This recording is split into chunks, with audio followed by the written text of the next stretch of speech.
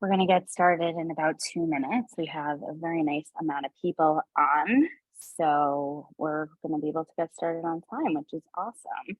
Awesome.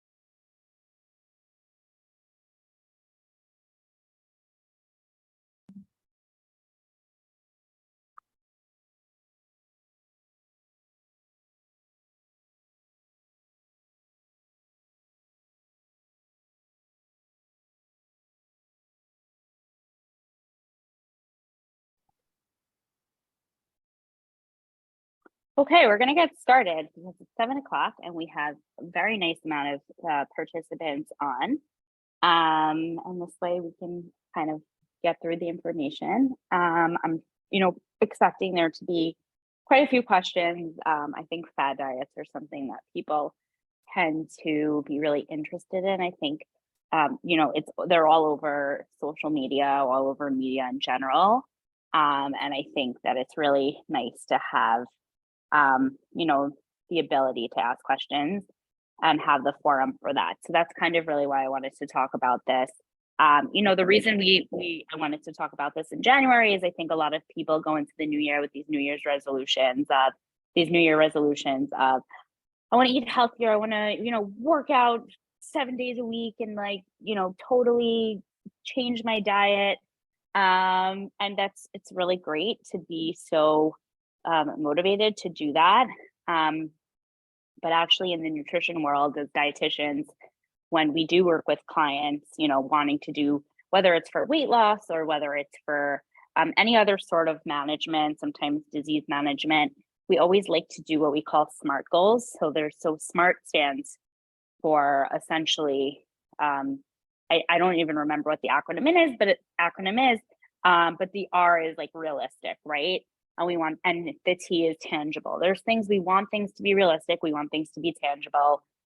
We want things to make sense within our lifestyle, right? If we're part of a certain religion or a certain ethnicity that really values a certain food, we're not going to go in there and be like, well, you need to take that entire food out. We need to be very realistic when working with our clients and with our patients. And we ourselves, when we're making goals for ourselves, we also need to be realistic. We need to make goals for ourselves that are tangible and sustainable, because otherwise it will not work. And fad diets, I don't want to overall say this for all fad diets, but most fad diets don't typically follow these SMART rules, right? There's a lot of times that they're really actually unsustainable and they're really not so realistic. So I kind of wanted to go through today with you. There's a lot of information that's not even covered on these slides, and I'm really happy to talk about it. So please ask questions. I can't say I'm an expert in this topic, but I've definitely read a lot, done a lot of research, and read a lot of the literature that's out there on some of these fad diets. So please feel free to ask questions. And as the slides progress, as the night progresses, please feel free to put them in the chat box. Our moderator, Erica, who I'll introduce in a minute, will be monitoring that chat box. So, feel free to ask away. So fad diets, what should you know? So a little bit at first about me. My name is Ariel Kustenbaum. I am a registered dietitian. I founded Fair Meals to offer nutritional guidance and easy recipes to help empower families to eat well on a budget. I have my Master's of Science in Nutrition and Dietetics from NYU. And as I mentioned, I am a recognized registered dietitian. I'm a mom and a wife, and I know how difficult it can be to provide healthy meals for, for my whole family that are also convenient and affordable. And so with this resource, I hope to help families from all walks of life. So we really do focus on at Fair Meals, we really, really do focus on health, ease, and affordability. Those are pretty much, our three umbrellas of that focus. But tonight we're, I guess, gearing a little bit away from that, but there's always ways to bring that in. And of course, we will bring that into tonight's presentation as well, because it's super important and it's really what we're all about. So about Erica, who is tonight's moderator. So Erica, and there are a lot of you who I don't know here, so I assume a lot of you are followers of Erica, so you might know a lot about her already. But she is a social commentator and current co-host on Tegna's Daily Blast Live. Erica also hosts her own weekly podcast called Come Back with Erica Cobb. Prior to DBL, Erica was a host for the Denver Nuggets and lifestyle contributor to various media platforms. She started her media career in her hometown of Chicago, and she's been on air talent for WBBM FM in Chicago, KLC FM in Denver, and KZZO FM in Sacramento. In November 2020, she was honored as a trailblazer in news and journalism by Black women in media. Erica also serves on the InSTEM advisory board at DePaul University as communications director. She helps prepare young women enroll in the STEM programs to better articulate their strengths and navigate networking relationships. Erica holds a BA in communication studies from DePaul University. So really, really impressive stuff, Erica. And without further ado, I really want to introduce you to Erica. She also does have a very personal story that I think she wants to share with everybody. So I'm going to let her do that, and we'll start tonight's webinar. Thank you, Ariel. Yeah, first of all, I'm so excited to be here tonight. When it comes to especially fad diets and nutrition in general, this is something that has become near and dear to me as well. Not as much as you, obviously you're a professional, but I had a very life-changing experience in my early 30s where I decided to become a fitness competitor. And I thought that I was doing something to make myself more fit and healthy. And really what it did was, for the first time in my life, give me body dysmorphia issues. And it also really messed up my body in terms of how I was eating. And it took me a long time to recover after doing the fitness competitions for 5 years. I got in the habit of doing crash diets. I now refer to as bro science, because it's a really great term. Yes, bro science. And if you're unfamiliar with that, it's like, you're at a gym and everyone's doing kind of the same thing in order to drop. And at that point in my life, I was dropping 40 pounds in about 4 months each year. And I would gain more each year and have to drop more in order to compete. So it took me a very long time to regulate my body. And when you're talking about something that is realistic, that is something that I had to not only overcome through my food and eating habits, but also mentally as well. So I'm glad that we're opening up this conversation and also including the access component to it, because that means a lot as well. Yeah, for sure. And thank you for sharing that, because I know, I know like one's journey through eating and even physical activity can be something that's very personal to people. So I appreciate you sharing that and opening up with our viewers. Yes, so let's start out, because I think one thing that is very tricky with people is defining what a fad diet is and what are the signs of a fad diet that we can look for before jumping into one. Exactly. So this is pretty much what we're going to cover tonight. Identifying a fad diet. What are the signs of a fad diet, right? When we read about a new diet that's coming up all over the media, how do we know? How can we tell that this is a fad diet? Diving into different diets. So are these well-known diets a fad, and why? Ditching diets altogether. So an educated and sustainable approach to eating, which is, following that SMART goals that we spoke about in the beginning. What should we actually be doing for ourselves personally that's a more of a sustainable approach as it pertains to eating. And then healthy and affordable habits. So learn to shop and cook affordably while saving time. I always like to bring this in because, of course, Fair Meals is all about healthy and affordable eating solutions. So we will now identify what a fad diet is. So what are the signs of a fad diet? So most fad diets are popular, right? They're very popular. We see them all over in the media. We see them, we see a lot of celebrities following these fad diets, talking about them, essentially preaching about them, right? A fad diet usually gains a lot of attention in the media. So that's, it does, that's not the only thing that I guess defines a fad diet, but it's a big defining factor. Unrealistic. So fad diets do not fit into a balanced lifestyle. Expensive. They're often expensive and require you to purchase products, right? So there are a bunch of fad diets that have been in the past. And I think Weight Watchers is probably one of the oldest and one of the best examples of, you could still follow Weight Watchers by consuming your own foods and foods that you're buying. But they definitely pushed a lot of meals for you to purchase and a lot of Weight Watchers products. And they're saying, see, like you can eat all of this and it's, 2 points or 1 point or whatever it is. And, there's so many that have kind of followed suit. Some of them you have to purchase all of the ingredients and all of the products in order to even follow that diet in the first place. But Weight Watchers, I think, was one of the first that kind of really started that whole idea of like, hey, you can kind of follow our diet, but like the best way to do this is to buy our products. Unhealthy, many promote under eating or eliminating food groups. If there is a diet that is ever eliminating a whole food group, it's usually a pretty big red flag. So it's always something to really be aware of. We should never, ever, ever be eliminating whole food groups. And inefficient. Fad diets never really work long term, right? Because they're pretty unsustainable.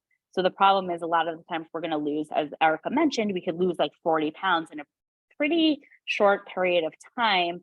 But then we're going to end up gaining all of that, if not more, back.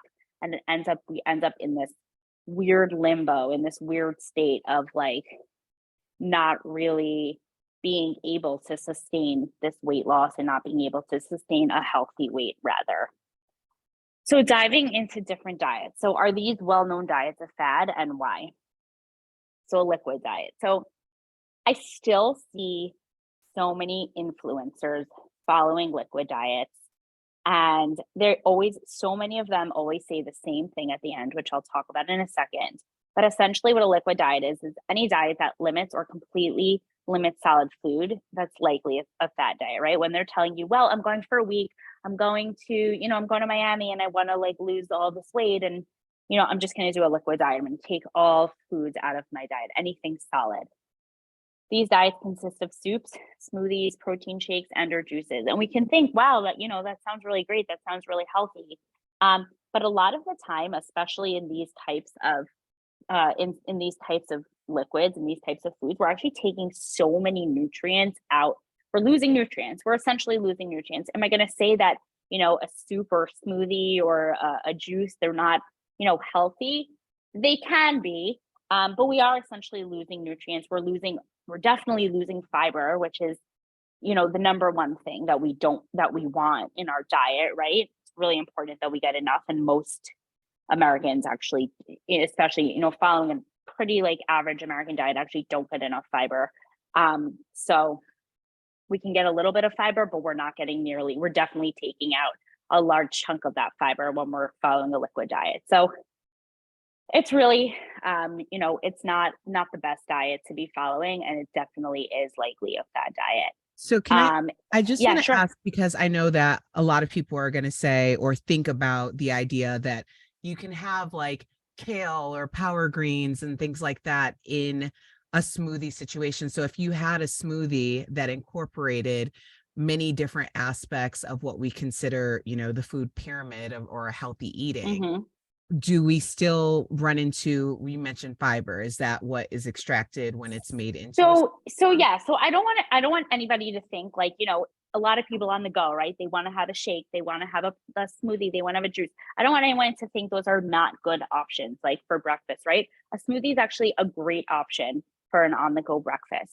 what I'm saying is that when our entire day or our entire week is just consumed of a smoothie or a juice or a soup, we that is what the fad diet is, right? Having a smoothie a day is that's not following a fad diet. That's great. Yes, we are still getting some of those nutrients, but we are losing a lot of fiber. So yes, we're getting some. We're when we're putting kale in our smoothie, we're likely getting more like of the vitamins and minerals, and we're taking out that fiber, or we're losing some or most of that fiber. So that's really more, I guess, what the issue is. But the issue is more, you know, following a liquid diet for, you know, a long period of time, or even for, you know, 2 to 3 days, right, where we're taking solids completely out of our diet. That's, you know, which we'll talk about right now, is like this type of diet, it's really unrealistic.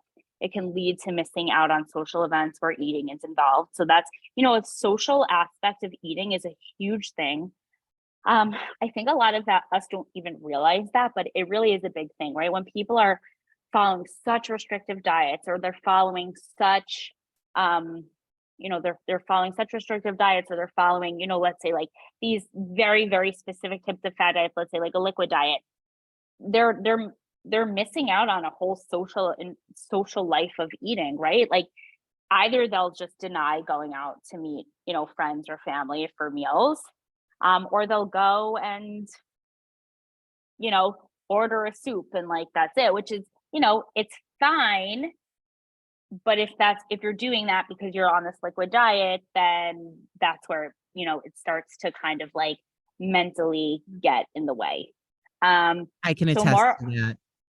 yeah, and it's true, and it's, you know, it can become almost like isolating, even though you're out and you're enjoying yourself. It mentally, I think it can become very, very isolating. So I think that's just, you know, an important thing to realize.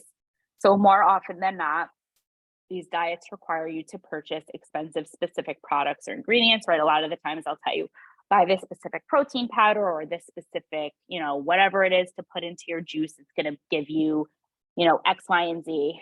Usually that X, Y, and Z is not anything so special. So, you know, definitely can be expensive. Juice cleanses in particular are quite popular. They are popular, especially for people who tend to want to lose weight very, very quickly. You know, like I mentioned before, they're going on a beach vacation and they want to look good in their bathing suit, right? A lot of the times liquid diets will help them lose weight pretty quickly, pretty, you know, fast, quickly to get ready for that beach vacation. Smoothies and juices are usually high in sugar, which cause blood sugar spikes and is ultimately it's unhealthy, right? Because the fruit in these fruits contain sugar, right? Sugar in our body, whether it's coming from a fruit or it's coming from a food that has sugar in them, it's sugar. It's going to be processed in our body as sugar. So yes, the blood sugar spikes. This is definitely what causes weight gain. But also it can cause just quick crashes in our blood sugars, and can make us feel very, very faint, very, very nauseous. And that usually happens when we do eat things that are higher in sugar and then don't eat for like a period of time later. And we get this crash and we really start to not feel great.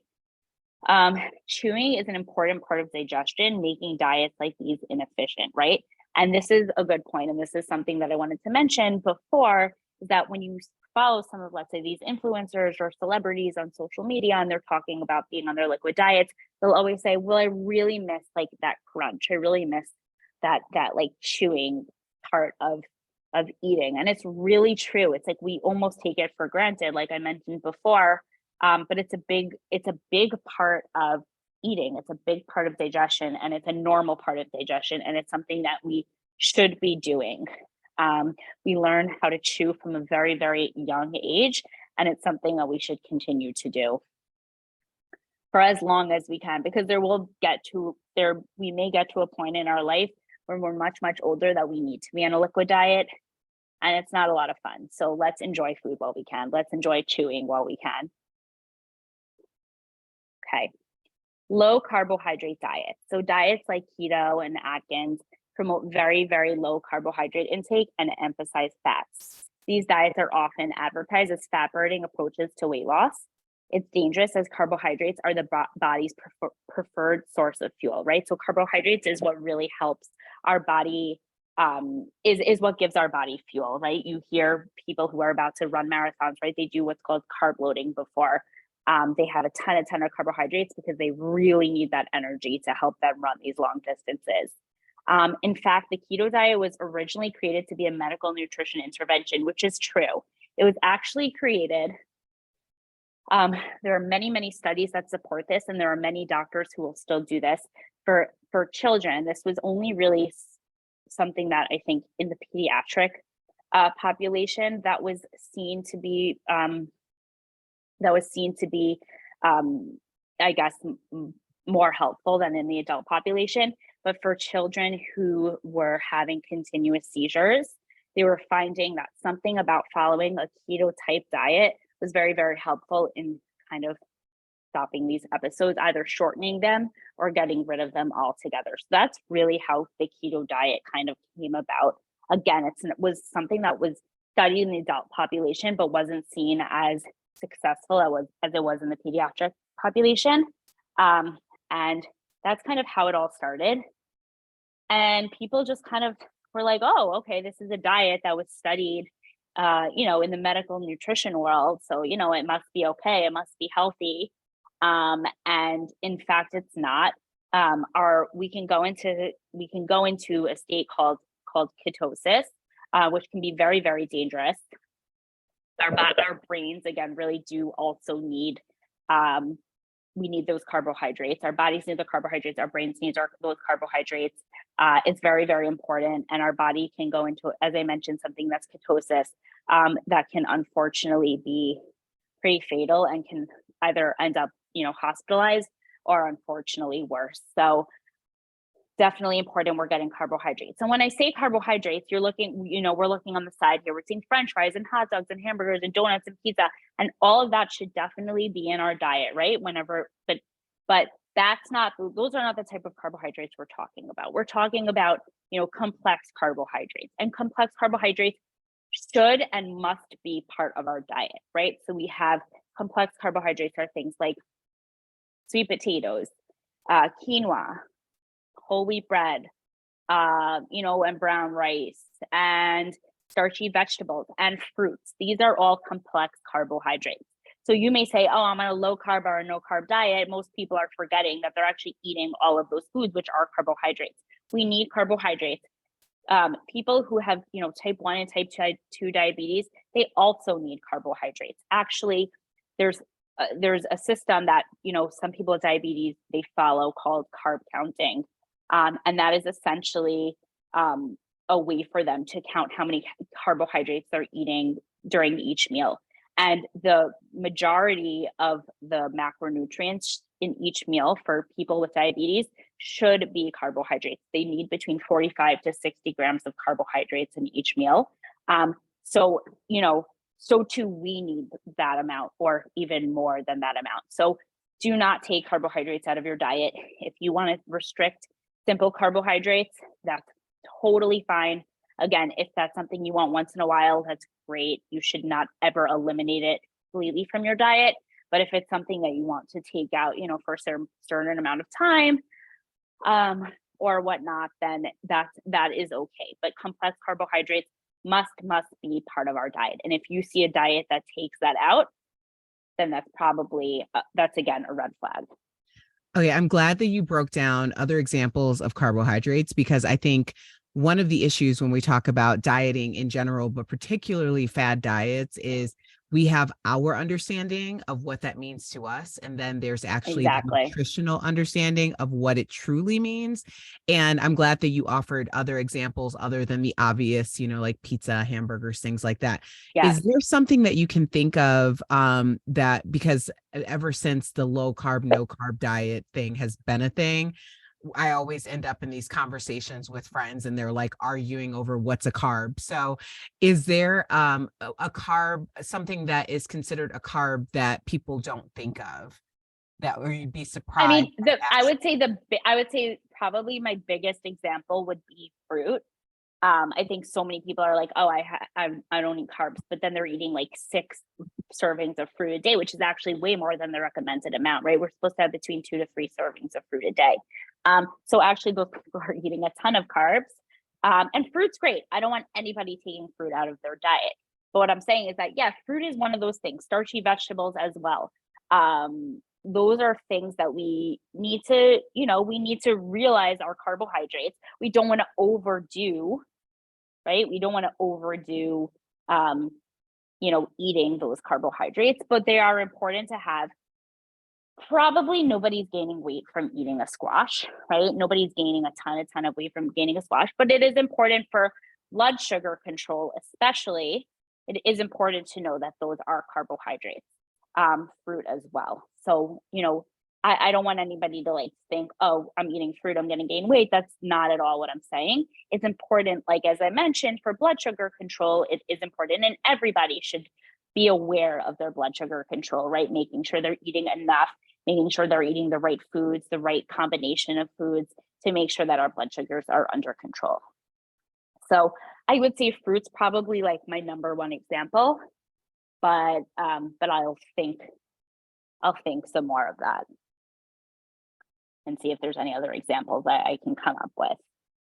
Okay. Any diet that restricts an entire macronutrient or food group is unrealistic. So our macronutrients, we have macronutrients and micronutrients. So macronutrients are carbs, fats, and protein. Those are our macronutrients, and our micronutrients are vitamins, minerals, and trace minerals. The keto diet in particular has soared in popularity as a weight loss tactic, and many healthier sources of fat and specialty low carb products are expensive. They are very expensive. Consuming fats in excess that are not nutrient dense is also unhealthy. And these diets may lead to weight loss in the short term, but are inefficient in the long term. And you can speak to majority of people who have been on those diets and then kind of went off of them.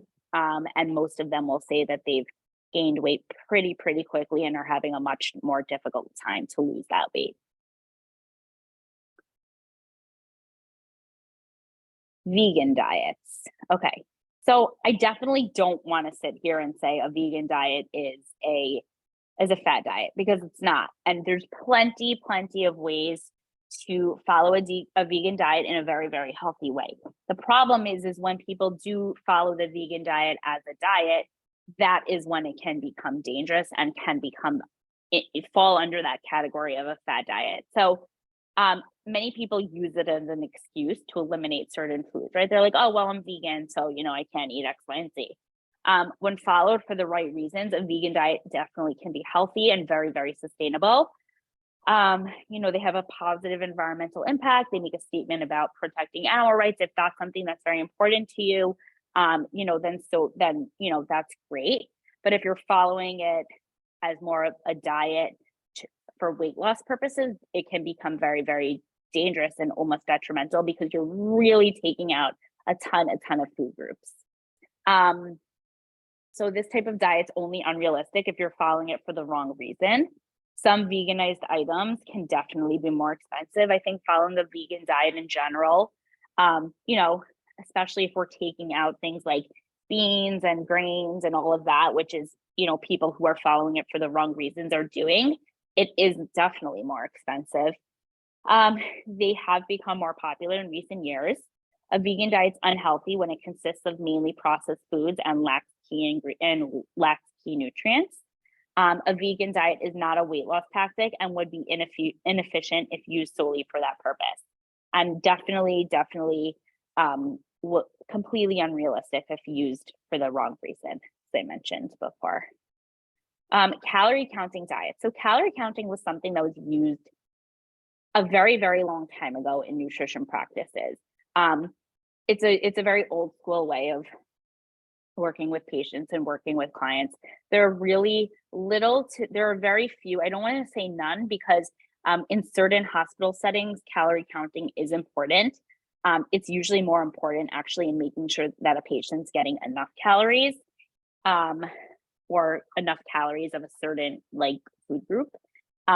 but they're not really used anymore in the traditional sense of nutrition. So, Weight Watchers, for example, and Noom, they use a point system or meal plan to restrict calorie intake. So they make it kind of simple for you and make it into an easier point system using, I guess, like more single digits.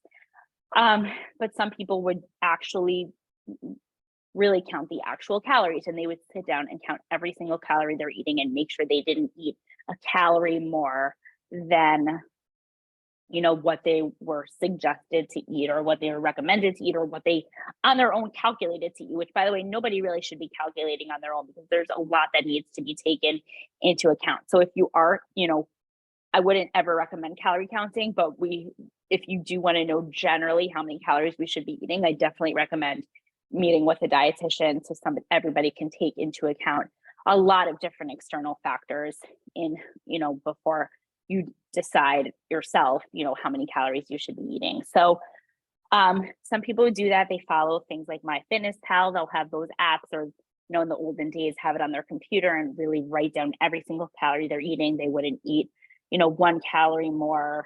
And again, going back to that feeling of isolation, it's incredibly tolling on our mental health. And it's incredibly isolating, right? We're sitting at a meal and we're like, oh, well, I can't eat this because I have this many calories ready. And it's like, you're doing a lot of math. It takes away a lot from that like social aspect of eating and mealtime, and meeting with friends. And it's a really just, it's essentially, it's a dangerous way of going about eating. So these diets are based in counting calories rather than focusing on nutrients. And I think that's where nutrition has taken a major shift and a major pivot, is really not focusing on just calories, but rather, where are these calories coming from? What are the nutrients that are making things, a little bit higher in calories? My favorite example is peanut butter, right?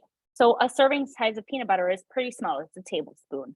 And there's 90 calories. There's essentially 100 calories in a tablespoon. But there's so many great benefits to peanut butter, right? It's a lean protein. It's a high protein. There's healthy fats in there. There's so many great benefits to peanut butter, and we shouldn't be sitting there and being like, oh, that's 100 calories. I can't eat peanut butter.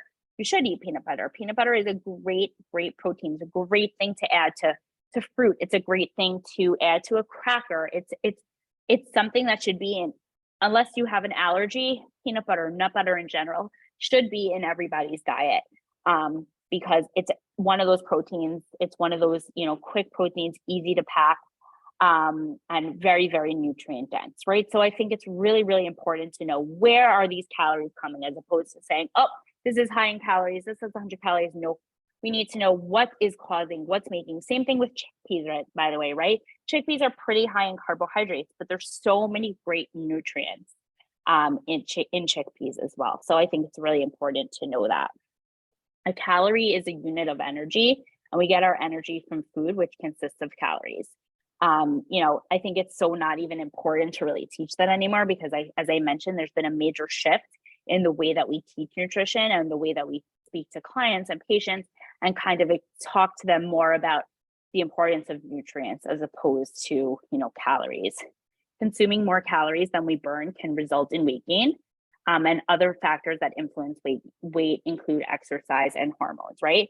So if we're eating, we're eating X amount of calories, and we're burning essentially that same amount or even a little bit more, we're going to be fine. We're not going to really lose weight. Of course, there are other factors, as I mentioned, such as hormones and exercise and so on and so forth. So I just wanted to put those facts out there. But again, calorie counting is definitely a very, very old school way of nutrition, and not something we should be doing. Well, I have been guilty of a hybrid of all 4 of those examples of fad diets. And other than being in a restaurant bathroom eating 4 ounces of tilapia and 2 ounces of sweet potatoes and wanting to cry, what are other ways that we can kick fad diets out of our lives? Because that was just my experience. That is a really good transition to our next topic, which is an educated and sustainable approach to eating.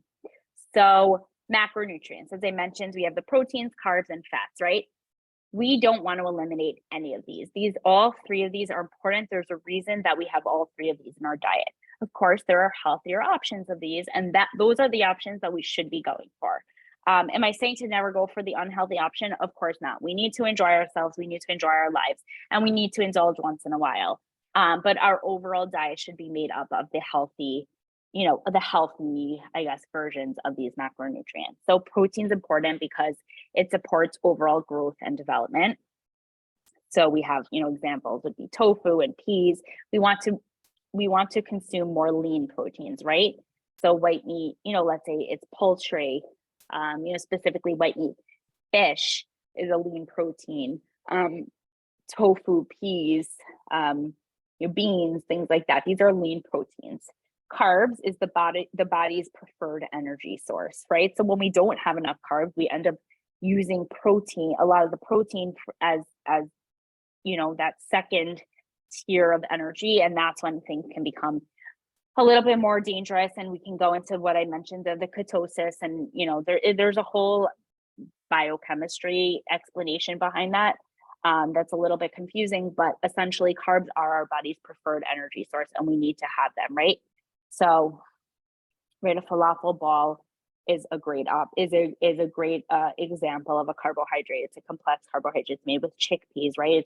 It's great, right? Brown rice. And fats are important for long-term health of the brain and heart. And some healthy fats include avocado. Avocado oil is also a great option. Olive oil, nuts, seeds, omega, chia seeds, things, flaxseed. Those are all really, really great sources of fat. Whole milk, dairy as well, also a good source of fat. The micronutrients, so they're split up, as I mentioned before, into vitamins, minerals, and trace minerals. So vitamins, we have water soluble, so B vitamins and vitamin C. They're important for immune health and metabolism. Then we have our fat soluble vitamins. So we have E, A, D, and K. They're important for brain, skin, hair health, and just, overall immune health as well. And then we have the major minerals. So we have calcium and potassium. There's a bunch more, but these are two major minerals that we need in large amounts, right? We want to always make sure we're getting enough calcium from a young age until we're older. For a young age, we want to make sure just, to help keep our bones healthy and strong. As we get older, we also want to include a bunch of calcium to make sure, to prevent osteoporosis and things like that. And then we have minerals. Some examples are iron and zinc, and these are two trace minerals, again, that we need in smaller amounts, but still very, very important. Very, very important minerals that we have in our bodies. I think we have a question that came in. Do you see it? Yeah, sorry. So from Anonymous, I see you list falafel. However, whenever I eat falafel, I feel very bloated and can't eat for most of the rest of the day. And it's fried. Is it really recommended?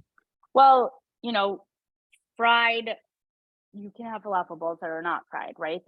First of all, now a bunch of people are making falafels in their air fryer. You can definitely bake falafel. A fried falafel, obviously it's not the best, it's not the best option, but there are healthier options out there for falafel. And that was just one example. And if that doesn't work for you, then it's not necessary for you to eat it, right? Everybody's very individualized. Everybody has their own foods make them feel certain ways. And if it doesn't make you feel good, then, there's plenty of other, complex carbohydrates to include in our diet. The next question is, what is the difference between a micronutrient and a macronutrient? So we'll go back to that. So macronutrient, as I mentioned, these are like the big three, right? These are the big three that we talk about, that we need to make sure that we're getting, good sources of, good amounts of, in our diet every single day, and they should not be, taken out at all. The micronutrients are more things like these are the smaller nutrients that are found in foods right? When we go to get our bloods done, a lot of the times they're not testing for the macronutrients, right? They're not testing to see that we're getting enough proteins, fats, or carbs, but they are testing our, our vitamin D, or they're checking our iron level, they're checking things like that. So these micronutrients do exist in foods. There are plenty of examples we can look on online. Let's say iron is something you need, right? Red meat, liver, dark leafy greens. These are great examples of foods that contain iron in them. And we should be if iron something that we know we need a ton of, or more of rather, based on blood work, then we should be consuming, those foods. And if need be, taking a supplement as well. So that's essentially the major difference. I hope that answered the question. Okay. There's a question saying, I'm a relatively stocky guy. I love carbs, but they prevent me from losing weight. Are all carbs equal in that they make you fat? I weigh 190 pounds and want to get to 170. Any recommendations on carbs to eat and not eat? Yeah, no, not all carbs are created equally. Absolutely not.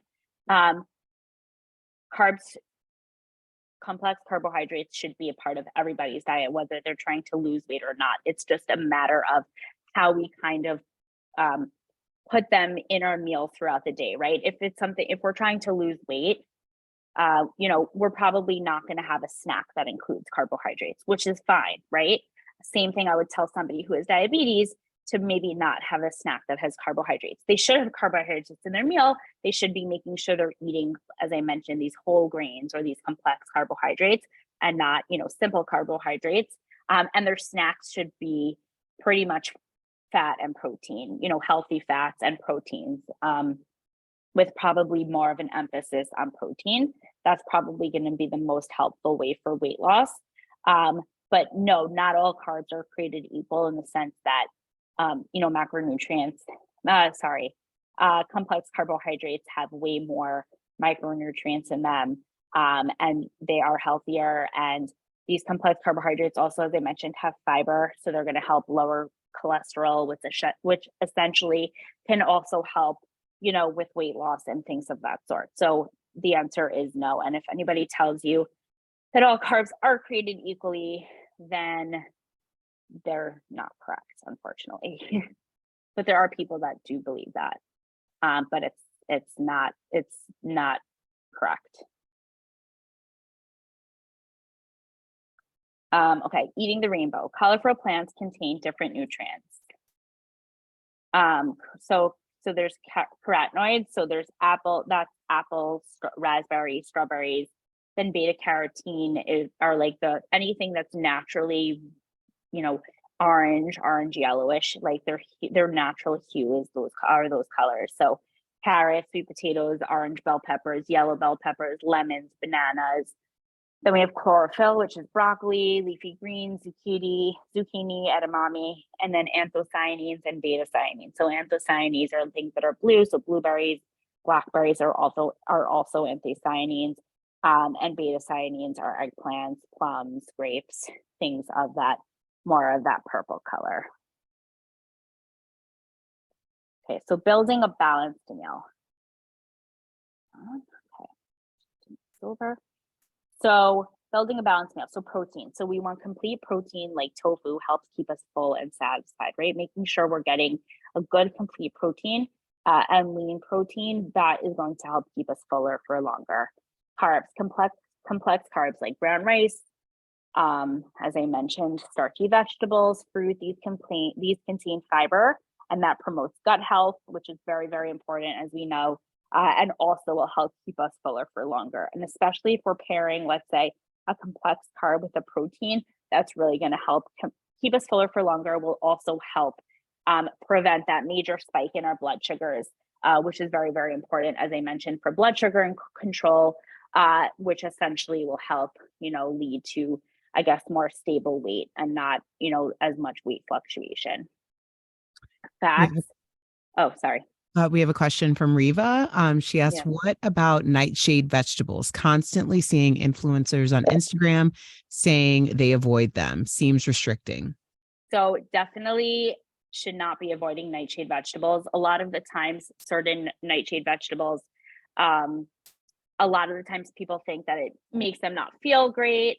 They say it tends to be bloating. Some of them may be also a little bit more starchier in nature, which is probably why a lot of them are avoiding them. But we should not be avoiding nightshade vegetables. There's really no reason unless there's really an allergy or a specific reason that a person needs to avoid them. But as a whole, this should not be avoided at all. And Jordana asked to follow up on the gentleman that asked the question on the carbs. Is there an ideal time to have carbs? Um, I would not have carbs so close to bedtime because that definitely does, sit in our stomach for a little bit longer. So digestion definitely takes a little bit longer. Same with like high fat proteins. Also stays in our stomach for a little bit longer. So I would avoid that also very, very close to bed and we're lying down and it kind of just sits there. So, really making sure that we're not eating dinner too late. That's a very important thing. Also making sure if we are having a snack before bed, which I totally recommend, probably should limit the amount of carbs if that's something that's, something that bothers you, right? Or something if you are looking to lose weight or if you find that it makes you feel maybe bloated or not so great, then I would probably also, eliminate that before bed and not have it too close before going to sleep. Lauren asked for the definition of a nightshade vegetable. Is it just a dark color veggie like an eggplant? No. Hold on one second. I just lost. Hold on. Give me 1 second. I just lost. Do you guys see the screen? Yes. Okay, I don't know why I lost it. Hold on. Whoop. No, we don't.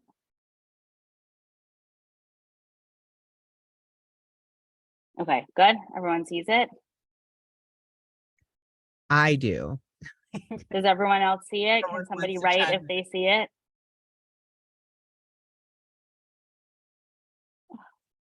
So weird. I don't know why this is happening. Okay, 1 second. Oops.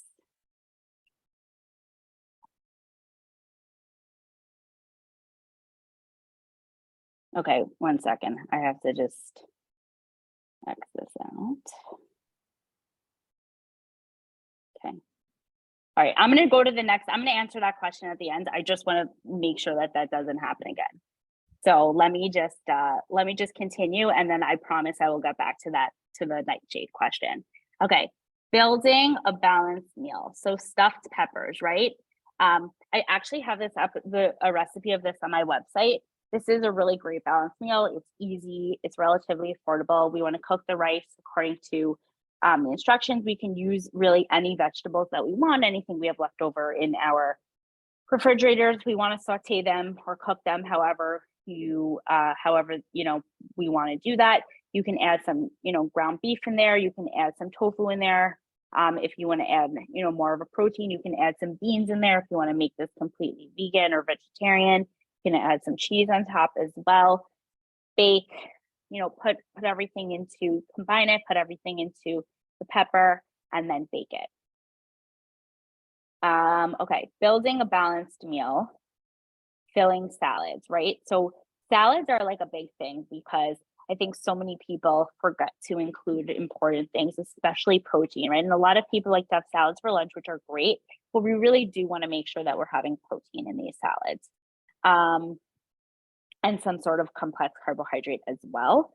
And so we want to include a lean protein, right? A protein source like grilled chicken, for example, a lean cut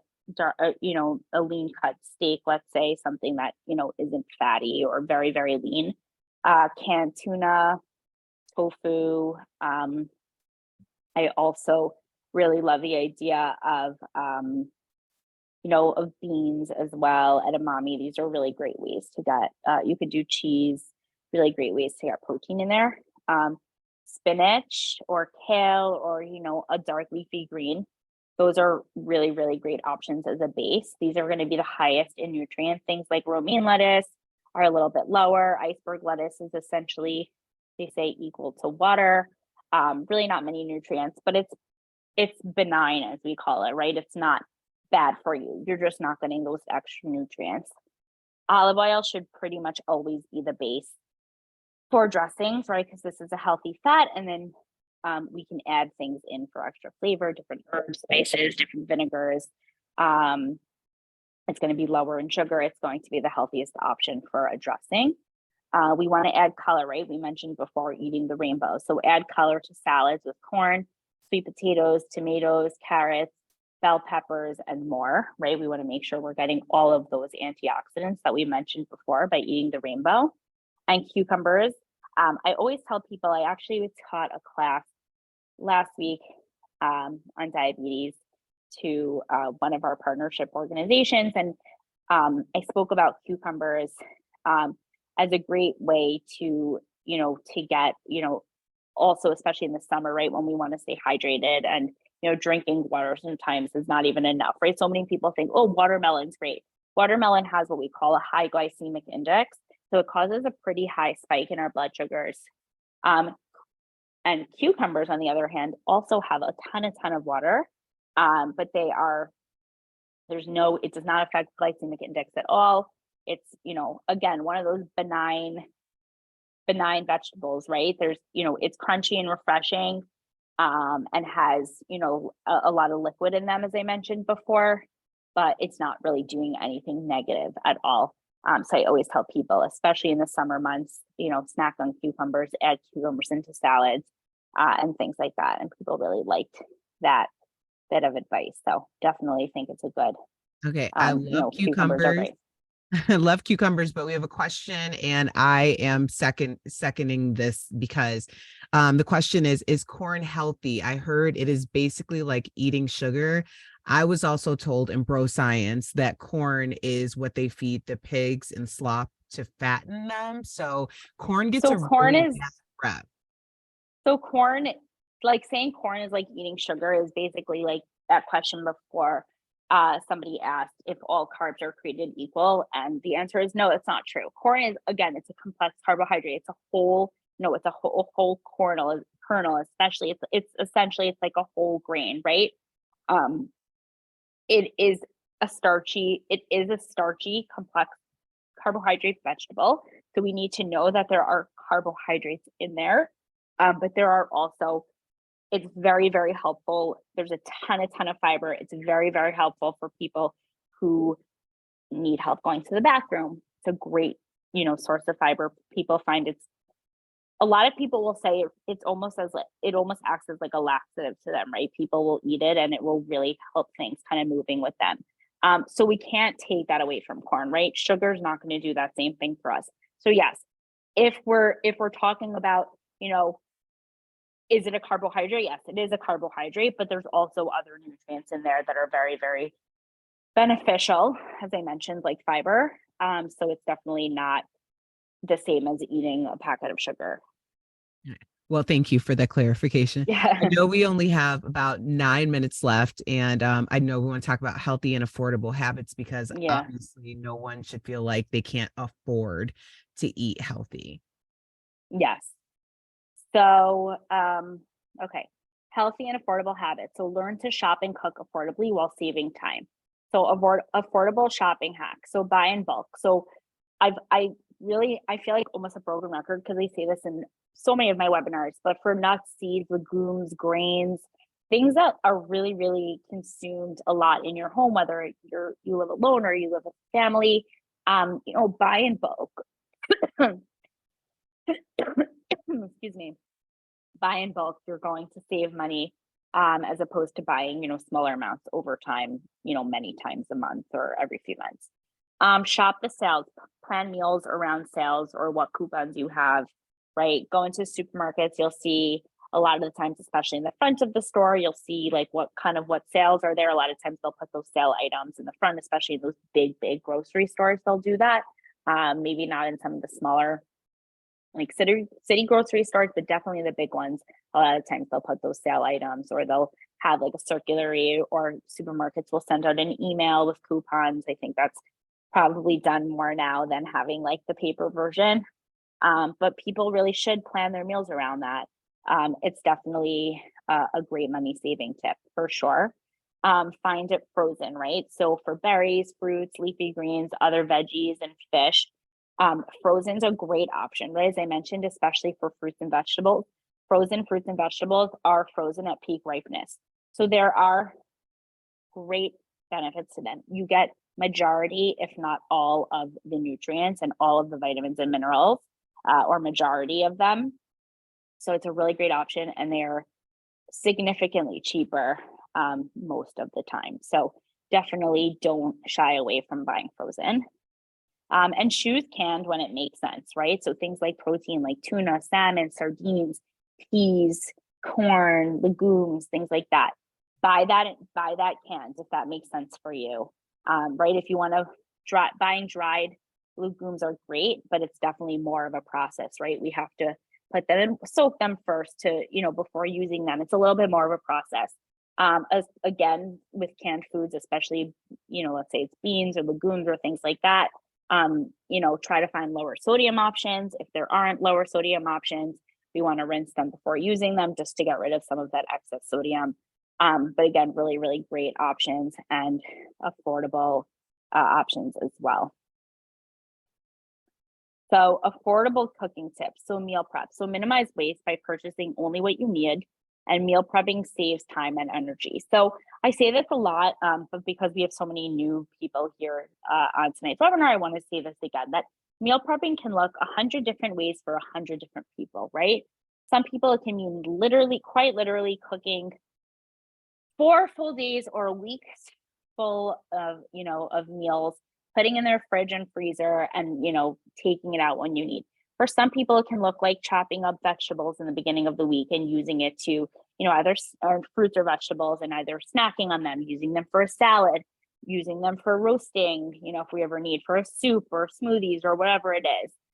Having that in the fridge available to help mealtime become a little bit more efficient and things to go a little bit more, more quickly in terms of the cooking process. So meal prep can definitely be very, very helpful, and you can do it however it works for you. For some people, they don't have space to prepare, meals for the entire week, and some people do. So it really depends on what works for you, but any way that you do it can be very, very helpful. And even if that means just buying all of the groceries in the beginning of the week that you're going to need for the week, that's also very, very helpful, right? Making planning a list of, this is what we're going to have for lunch and dinner every night this week, or even just dinner this week, and buying those groceries so you have them, can be very, very helpful in saving time and even money as well. Quick question about the Sure. frozen aspect, because I think it's important for people to hear that buying meats like your fish or chickens frozen has just as much nutritional value. But the other side of that is, if you're meal prepping and you freeze like a fish dish or a chicken, does that take any nutritional value out of it on the other side if you're like bringing it to work and then warming up when it thaws? No, that's fine. Listen, the cooking process is always going to strip some nutrients of the original food, but not enough that it's something that we need to worry about, and not enough that we just shouldn't eat it because it's like, oh, well, we're cooking it, so it's not healthy anymore. Still healthy. We're still getting a lot of the nutrients. We don't want to eat cold food. We don't want to eat raw food all the time, right? Things just should be cooked sometimes, or most of the time rather. So, definitely we don't want to get into that mindset of like, well, if it's cooked, then like we're stripping some minerals and vitamins and whatever it is. And yes, we are a little bit, but it's not taking away from that food is, it's not taking away any like real health benefits from that food, or all health benefits rather from that food. Okay.